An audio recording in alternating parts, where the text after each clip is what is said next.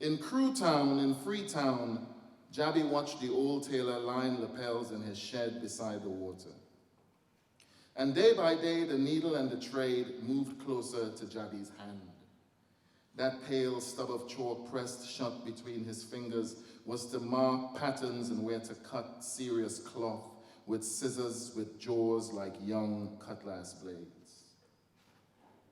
In the tailor's shop, where bespoke waistcoats were stitched between steam, iron, and ironing board, the radio hung on a nail to treble and buzz while Jabbie learned to rim buttonholes by hand, tight and flawlessly neat. I found him stitching agbadas on the Old Kent Road as one of two tailors working in that whirring back room at Afro Design. He was recommended. And as he showed me the shirts he had crafted to mannequins, he said, "Don't worry, Joseph, and I will make you something special." He measured my limbs, my neck, my hips with hard fingertips from fingerless gloves. "And I will design you a good outfit myself. No pattern, no book, no scheme. Aha, now you say, fella, I know exactly what you mean. Don't worry. From jacket to trouser will be fitting perfect." And even though it took Jabbie 3 weeks to stitch, when it finished plot, it suit and fit me fancy in truth, with epaulets and pointed colors in Vixo wax green and blue, except the trousers, which were too exact in length, as if that were possible, and known to be shrunk when I wore them in rain, walking from the stage to backstage in Brittany. I found Jabbie a month later on Peckham Rye.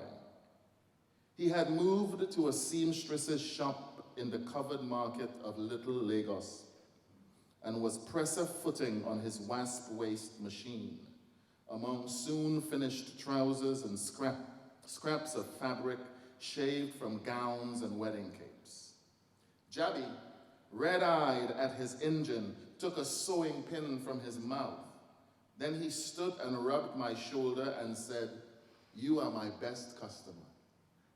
They jealous me here for my customers. They jealous me my skill, but now you see me here, you can find me every day. But another place, maybe I somewhere else. I will be gone the next day. In any case, I call you when it finish stitch."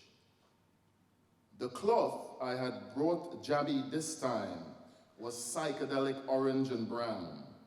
But 3 weeks gone and Jabbie phone keep ringing down to flatline tone. When I passed to see if my thing done so, he say, "It nearly finished."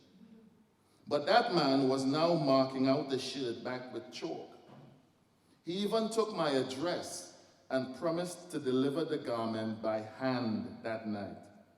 That this one was different, a special design, slightly looser, longer and fuller in the fit, the hem cut straight, and the patterns lining up at the placket and button shaft was the reason why it taken so long. Plus, he had about 20 galleys to stitch. That night, Jabbie never came to Camberwell. But later next week, the thing was made and fit like he had sewn it onto my body. I had always meant for him to build me a long red kaftan with a Nehru collar and billowing sleeves, something that Richie Havens might have worn on a subway platform in old New York City in 1969. But Jabbie was on Rye Lane that time, and he took me by the hand. "Joseph," he said, "ask for me in the chicken shop, and they will find me. I stop working for people now until I get my own shop."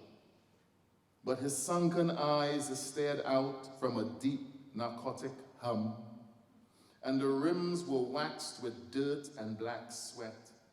And that was the last time I saw Jabbie.